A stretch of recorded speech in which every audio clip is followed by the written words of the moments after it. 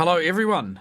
Now, on the 18th of October, the folks over at Mudspike published a full-length AMA with Matt Wagner. Now, for those who don't know, Matt Wagner is senior producer with Eagle Dynamics, who published DCS, and DCS is Digital Combat Simulator, which is one of the key gaming titles that my YouTube channel is about.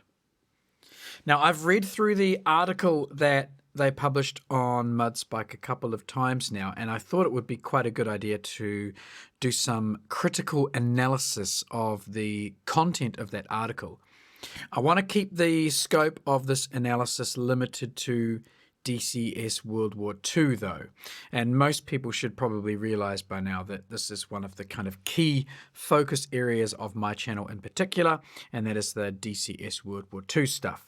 So my idea here is to go through the content that's presented in the AMA on Mudspike and to comment on both the specific World War II questions and answers, as well as then going back through the general wider questions about DCS and trying to dig out the bits from those other questions that are highly relevant for those of us who are interested or mostly interested in DCS World War II.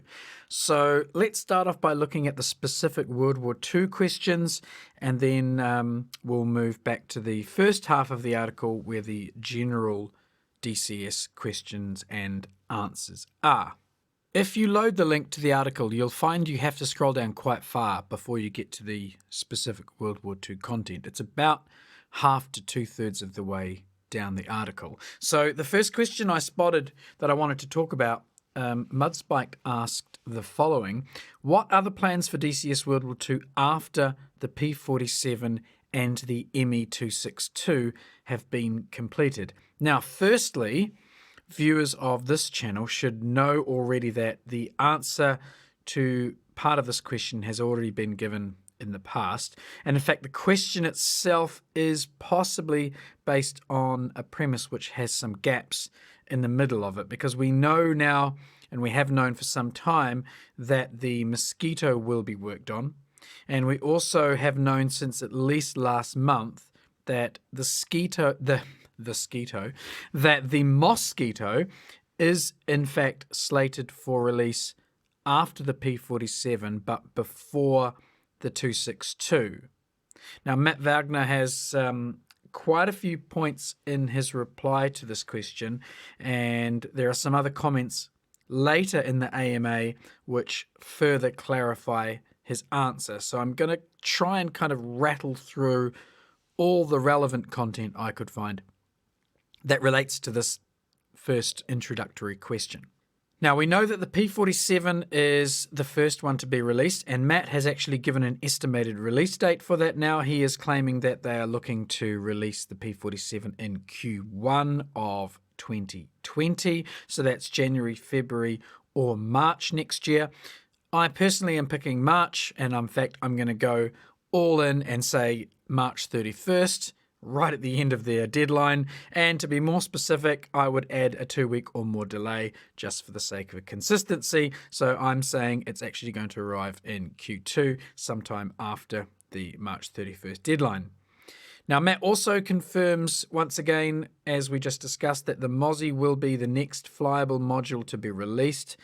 Matt also clarifies during the interview later on that we can expect the Mozzie in 2020. So that's also next year. Now, for me personally, this will be a massive boost for DCS World War II. I would love to fly a full fidelity Mosquito with all the details that DCS brings to the table in terms of flight modeling, systems management, airmanship workload, all of that stuff you get with DCS. Now, the Mozzie, for me, is up there with the Spitfire in terms of its iconic contribution to aviation in the Second World War. Now, I'm aware that that's a bit of a personal opinion, and I'm certainly not interested in getting into childish debates about which aircraft from World War II is the best. Those sorts of discussions are always a load of old nonsense, but suffice it to say that a fast, low-level ground attack twin-engine warbird rocks my little world. So by the end of 2020, we should have the P-51, the Spitfire 9, the Spitfire 9 with the clipped wing, the 109K4, the 190D9, the 190A8, the P-47, the I-16, and the Mosquito as flyyables. That is not a terrible stable. Now, at the moment, Matt is indicating that the ME262 development is still at the data collection stage and that further building of that module is dependent on them gathering the high detailed information that apparently they are in the process of gathering. So that also explains why they haven't given a release date for the ME262. I know it's a pretty popular aircraft with some people. It's not a popular aircraft with me, but that's fine. That's just my opinion. It looks like that aircraft is going to be pushed quite some time down the line. I would not be surprised if we see some more modern jets again before we see the ME262. Now, lastly, in response to the question that Mudspike asked, Matt has said that ED are also working on more World War II maps, and I want to stress the S at the end of maps there. That is a plural. So there is going to be more than one of these World War II maps. We get some hints as to what and where these might be, but at the moment Eagle Dynamics appear to be keeping the exact locations to themselves. Matt does say that we should hear something soon. In inverted commas, I'm making that little quotation mark with my hands in the air here. That's the famous soon that we all know and love from gaming developers, so I have no idea what that actually means. Right, next question. Mudspike have followed up their first one by asking, are there plans in place for a larger scope and vision for the World War II project? Now, by this, I guess they're hinting at larger scope and vision in terms of geographical coverage, in terms of chronology, and in terms of the types of units available to the players. That's my interpretation of what they're aiming for with this question. I think it's justified based on Matt's answer, which is positive for anyone who's interested in DCS World War II, and those of us particularly who are interested in seeing the whole DCS World War II expand. And it's in this answer that we get some more idea of their planned development for these maps. Matt says that there will be new maps and that we will get a new theatre. So for me, this confirms that we will get a non-Western Europe map for DCS World War II from Eagle Dynamics. This confirms a little theory that we proposed here on this channel a number of months ago when some keen observer noticed that the World War II section of the Eagle Dynamics forums had undergone some shuffling and renaming. There was the suggestion there that the renaming was done in order to geographically isolate the current map so that other theatres would make sense alongside it. Now, as an answer to a subsequent question in the AMA, Matt gives a little hint about one of the upcoming maps, saying that one of the new maps in development is also well suited to our current stable of warbirds. So have a guess at what that might be. Matt also mentions torpedoes in his answer. And now this might not sound like much to some folks, but there are some diehard marine aviation guys out there in the DCS and World War II flying community. Dietrich and the 17. Fliegerkorps, I'm looking at you guys in particular here. Now, torpedo development has also the potential, I think, to enhance the post-World War II side of DCS. Once the mechanics for the airdrop torpedo are implemented, then I think there are obvious implications across the platform, also with ship-to-ship or sub-to-ship torpedo warfare. On the question of the damage model development, which is a pretty sort of famous topic at the moment, Matt has reiterated information that we know already from the newsletters and other comments on the ED forums. Specifically, Matt states that the AI will use the same damage model as well, and we are also working for a more human-like aiming behavior for AI that will allow them to shoot the most vulnerable parts of each aircraft. Now, this sounds pretty interesting. Basically, they want to code it so that the AI will aim for specific parts of the aircraft where the highest vulnerabilities are. Now, for me, this is not a super important addition to the game. Far more important for me is the AI behaving better with their maneuvering. And what I mean by that is I would much rather the offensive and defensive maneuvering of the AI be improved over the top, or rather in place of their specific aiming and shooting abilities.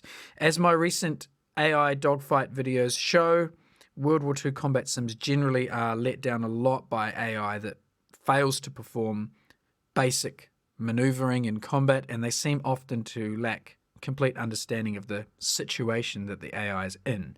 And once a human player has worked out how the AI behaves, they can be pretty much countered every time with the same basic and limited set of tactics. So the more variation the AI has access to, the more difficult it will be for human players to rote learn their PvE dogfights. I would rather see good decision making when it comes to how the aircraft are flown than how they shoot. Although I do know that bad AI gunnery, especially if it's too good, can really kill the PvE experience. And we've all seen complaints in other games about sniper AI. That's just as bad as AI that can't shoot, as AI that shoots too well. Now, the ultimate solution for me would be to actually have separate adjustable skill levels for piloting on one hand, and then gunnery on the other hand as a separate slider.